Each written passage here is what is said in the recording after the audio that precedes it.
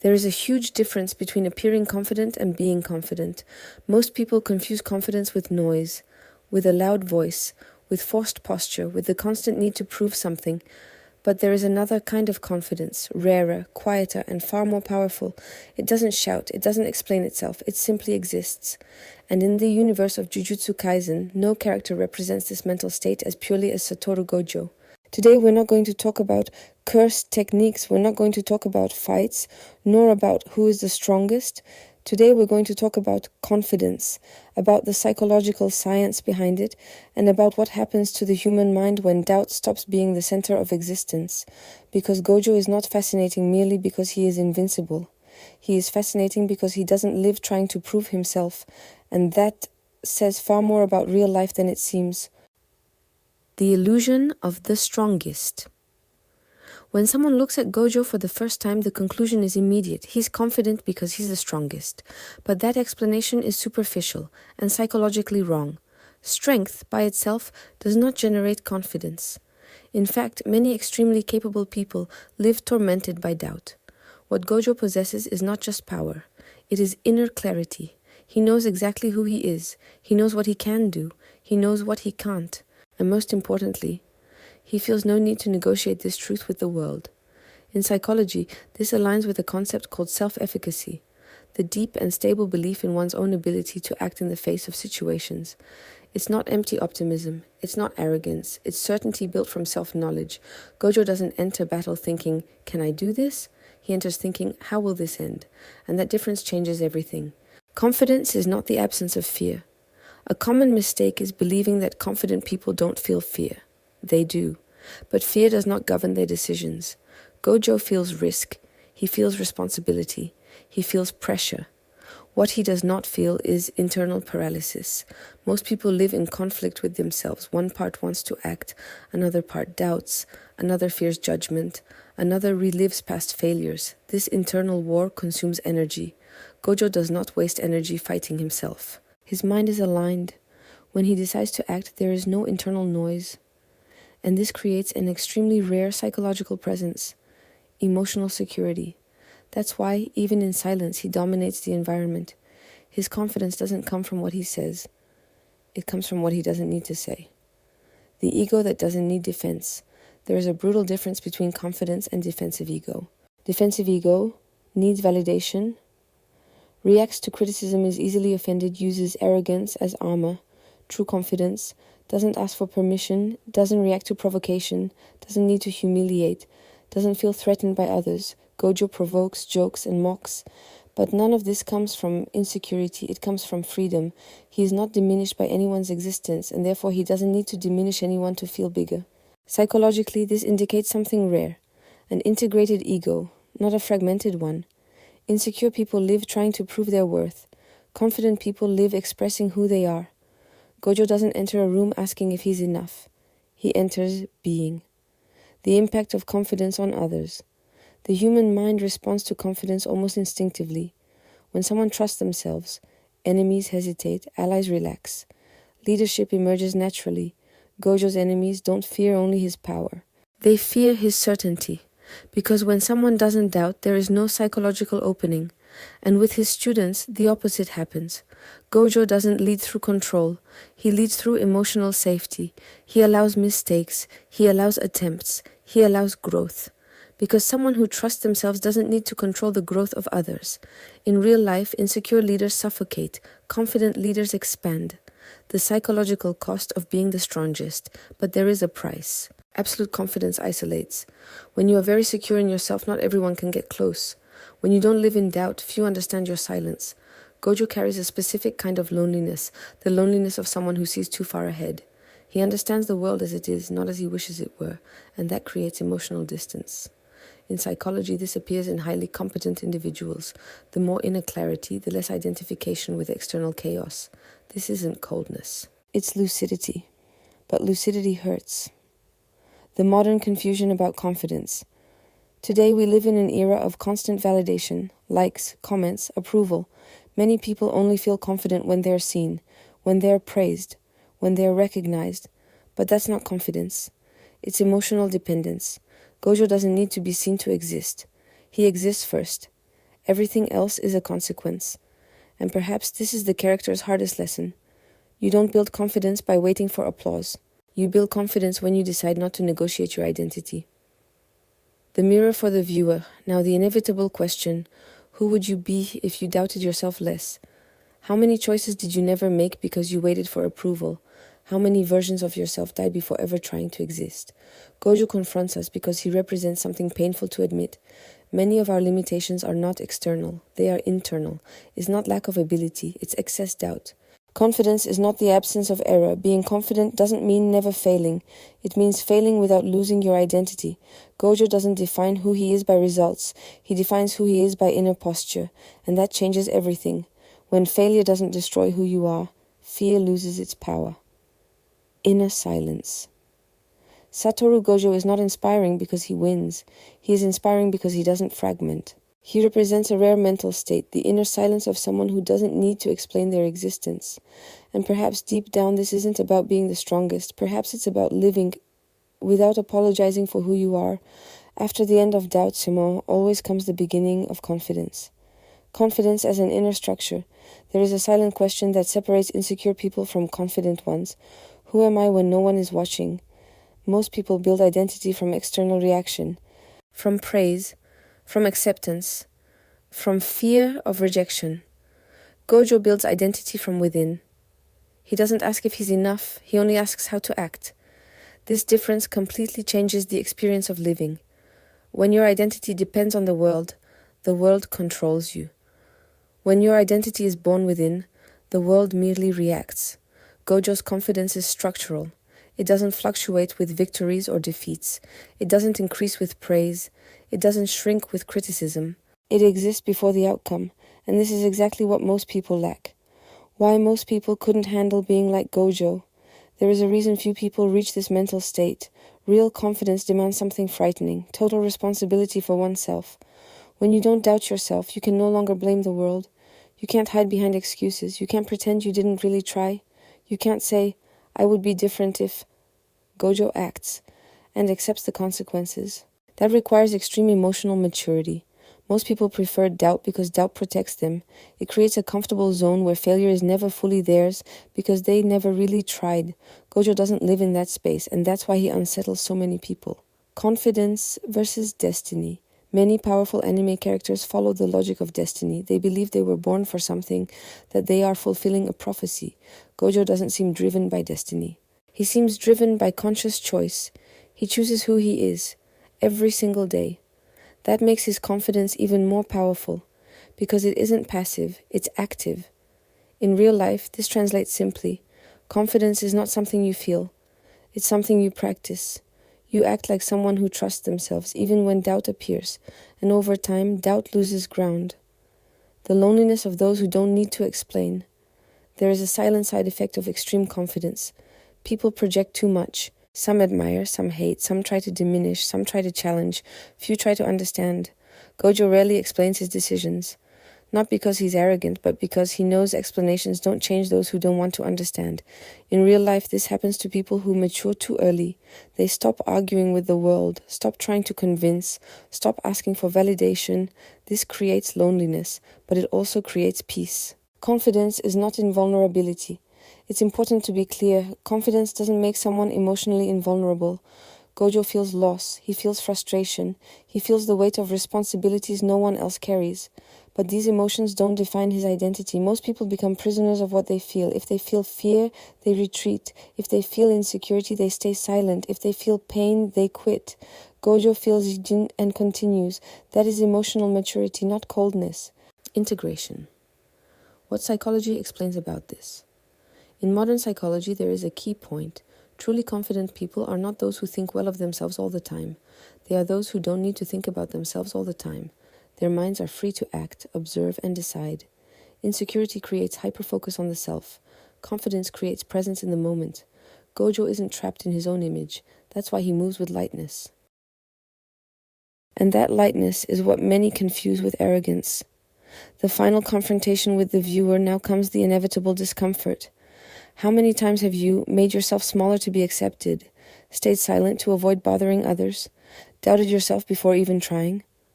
waited to feel ready before acting? What if the problem was never lack of preparation, but excess external permission? Gojo confronts us because he lives without asking permission to exist. And that hurts, because it exposes how much we ask. The science of confidence in real life. Confidence doesn't appear overnight. It is built when you act even with fear, you sustain unpopular decisions, you fail without abandoning yourself, you stop negotiating who you are. Every time you respect yourself, confidence grows. Every time you betray yourself, it weakens. Gojo never betrays himself, and that is the real secret. After the end, always comes the beginning.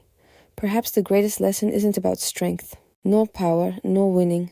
Perhaps it's about ending doubt. After the end of the need for approval comes the beginning of confidence. After the end of fear of judgment comes the beginning of freedom. After the end of the version that hides comes the beginning of the one who acts. Satoru Gojo is not an unreachable ideal. He is an exaggerated mirror, a reminder of who you could be if you stopped asking permission to exist. And perhaps that is the true awakening. Lightness as a sign of psychic power. One of the most misunderstood traits of the character is his lightness. Gojo jokes, provokes, smiles in moments where others would be tense. To some this feels disrespectful, to others arrogance. But psychologically it reveals something much deeper, a low level of existential anxiety. Most people carry the burden of needing to succeed, needing to prove, needing to justify their existence. Gojo doesn't carry this weight. His lightness doesn't come from lack of responsibility, but from absence of inner doubt. He doesn't live anticipating catastrophes. He doesn't rehearse failures in his mind.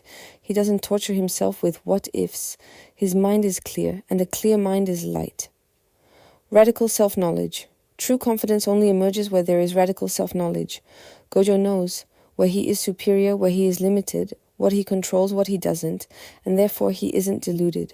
Insecure people don't suffer because they are weak. They suffer because they don't know exactly who they are.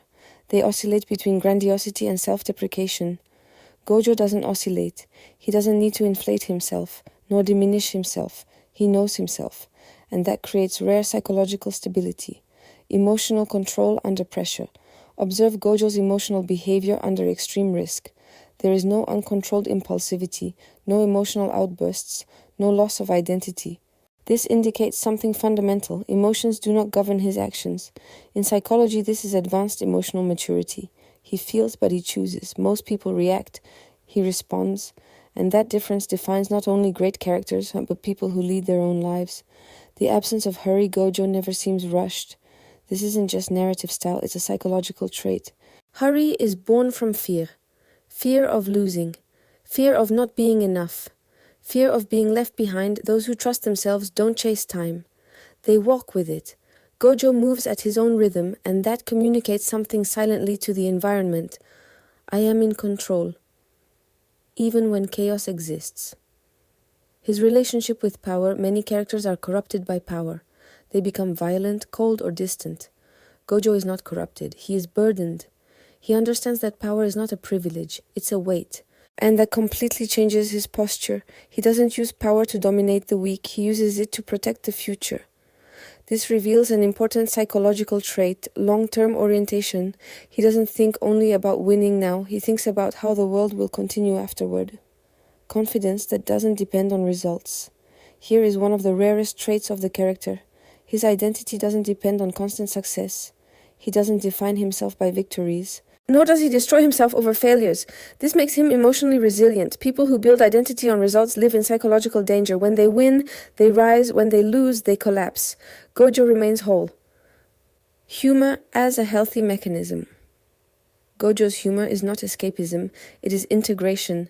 He uses humor to reduce tension, disarm conflict, maintain mental clarity.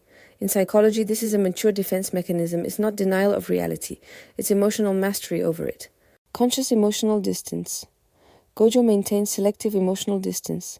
This isn't an inability to connect, it's a choice. He understands that over-involvement can compromise difficult decisions. Mature people know this. Not all closeness is healthy. Not all empathy can be total. Sometimes loving means keeping distance. Confidence that unsettles. True confidence unsettles, because it exposes others' insecurities, emotional dependencies, lack of autonomy. Gojo doesn't try to please, and that causes rejection, but he accepts it. In real life, this is a psychological crossroads. Either you live to be accepted, or you live to be whole. The two rarely coexist. Silence as authority. Gojo speaks when he wants. He stays silent when he wants. He doesn't fill silence out of anxiety. His silence isn't empty, it's presence. In human communication, those who tolerate silence usually hold psychological power. The final mirror. In the end, Gojo doesn't teach us how to fight. He teaches us how to inhabit our own mind. He confronts us with uncomfortable questions. Who would I be if I trusted myself more? What would I do if I stopped asking for validation? How many choices would I postpone less? He doesn't inspire because he's perfect. He inspires because he's whole. Confidence as a path. Confidence is not a gift. It is an accumulation of internal choices, choosing to act, choosing to endure, choosing not to abandon yourself. It represents the final stage of this journey, when doubt stops being the center of identity, and perhaps this is the true power the anime shows us, not the strength that defeats the world, but the mind that doesn't lose itself within, the loneliness that doesn't ask for help. There's a common loneliness, the kind that hurts because it wants company, and there is another, far rarer kind, the loneliness of someone who doesn't need help, yet still cannot share. This is Gojo's loneliness. He isn't alone because he was abandoned. He is alone because there is no equivalence. Few people can speak as equals with someone who sees so far ahead. Not for lack of affection, but because of difference in perspective. Gojo lives several steps ahead of the world, and that creates silent isolation. He understands threats before they become visible, sees consequences before decisions are made, carries scenarios no one else can sustain. And when you carry the future, well, there's little room left to share the present. The loneliness of those who hold everything together. In psychology, there is a recurring phenomenon among extremely competent people. The greater the responsibility, the smaller the space for public fragility. Gojo cannot afford to hesitate, cannot show collapse, cannot unload the weight onto anyone else. Because if he falls, the entire system shakes. This is a cruel loneliness, functional loneliness. He isn't strong only because he can be. He is strong because he must be. And this constant necessity creates inevitable distance, not out of arrogance, but collective survival. Laughter as an invisible barrier. Gojo's constant humor functions as something deeper than lightness. It is a barrier. Laughter creates safe emotional distance. It prevents others from seeing the true weight he carries. Because if the world realized how much depends on him, collective fear would become unbearable. So he laughs, not to deny reality, but to protect others from it. This is a sophisticated form of psychological altruism, historical responsibility. Gojo is not just a powerful individual, he is a historical breaking point. His existence shifts the balance of the world, and that carries a responsibility beyond the personal. He doesn't answer only for his choices, he answers for the consequences they will have in the future. Every decision he makes redefines forces, creates reactions, shapes generations. This isn't romantic heroism, it's structural weight. He cannot simply live for himself. History does not allow it. The paradox of freedom. Gojo seems free, but this freedom is paradoxical. He is free to act, but not free to fail like others. His mistakes cost too much. This creates a specific kind of prison, the prison of extreme competence. The more capable you are, the less margin the world gives you. And this creates a silent tension between the human desire for lightness and the historical obligation to sustain. Gojo lives exactly in this conflict. Why he invests in his students here is a crucial point. Gojo doesn't train students only out of idealism. He trains them out of psychological and historical necessity. He knows he cannot be eternal. He knows a system supported by a single pillar is fragile. So he prepares successors, not to replace him, but to dilute the weight currently concentrated on him. Training others is the only way to ease his future loneliness. This is historical vision. The anguish of the irreplaceable being irreplaceable sounds like praise, but it is a sentence. Because when no one can take your place, you can never truly rest. Gojo knows this, and this awareness creates silent anguish, knowing the world only works while you remain standing. This is the deepest loneliness of all. Distance as protection of the future. Gojo maintains emotional distance not only to protect himself, but to protect the future. He knows deep bonds can be used as weaknesses. He knows affection can become leverage. So he calibrates closeness. This is not coldness, it's emotional strategy. Sometimes loving the world means not clinging too tightly to parts of it. Historical silence. There are people who carry entire eras on their shoulders. They don't ask for recognition. They don't give speeches. They don't write their own narrative. They simply sustain. Gojo is that kind of figure, the kind that when absent, the world realizes how much it depended on him. But while he exists, no one sees the full weight. Identity beyond the individual. Here is the deepest point. Gojo does not live only as I. He lives as structure. He represents stability, security, continuity. This partially dissolves his personal identity. He cannot be only human. He must be a pillar. And this carries a high psychological cost. The final confrontation, maximum level. Now, the hardest question of all, what if your insecurity is not lack of ability, but fear of the responsibility that would come with it? What if, deep down, you don't avoid trusting yourself because you doubt, but because you know that if you trust yourself, you won't be able to run anymore? Gojo doesn't run, and that makes him extraordinary and profoundly lonely. The silent tragedy of the strongest. In the end, Satoru Gojo is not just a symbol of power. He is a portrait of the silent tragedy of extreme competence, the tragedy of those who hold the world together without being able to place the weight on anyone else. He doesn't only teach us about confidence, he teaches us about the cost of being capable. And perhaps this is the most uncomfortable reflection of all. Not everyone wants to be strong once they understand the true price of strength. When strength becomes silence. In the end, Satoru Gojo is not just a strong character, he is a living question. A question not spoken aloud, but one that echoes in the mind of those who truly observe. What happens when someone is too capable? Most stories teach how to gain power. Few teach what to do after power exists. Gojo has moved beyond conquest. He lives in the territory where strength stops being ambition and becomes responsibility, and that territory is lonely. He doesn't carry the world because he wants to. He carries it because if no one does, everything collapses. This is the hardest truth of maturity. The more conscious you become, the less you can pretend not to see.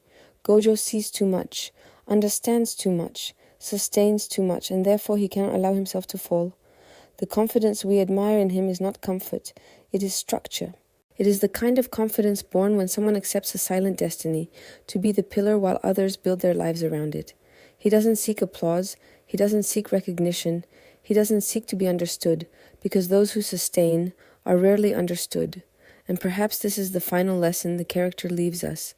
Not all strength is heroic, not all confidence is liberating, not all power is desirable once you understand the full cost. Sometimes being strong means only this, continuing, even when no one notices the weight you carry.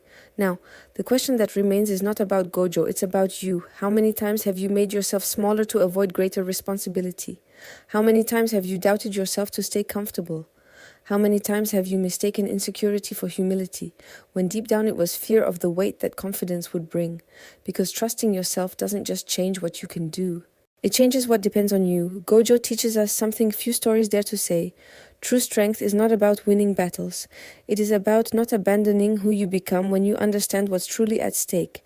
And perhaps the final stage of confidence is not shouting who you are, but silently sustaining what only you can carry. If this video ended, it's not an ending, it's an invitation to look more honestly at your own mind, to understand the real cost of confidence, and to consciously decide whether you are ready to carry what comes when you stop doubting yourself. Because after the end of doubt, the beginning is never light, but it is true. Not everyone wants to be strong once they understand what strength truly demands,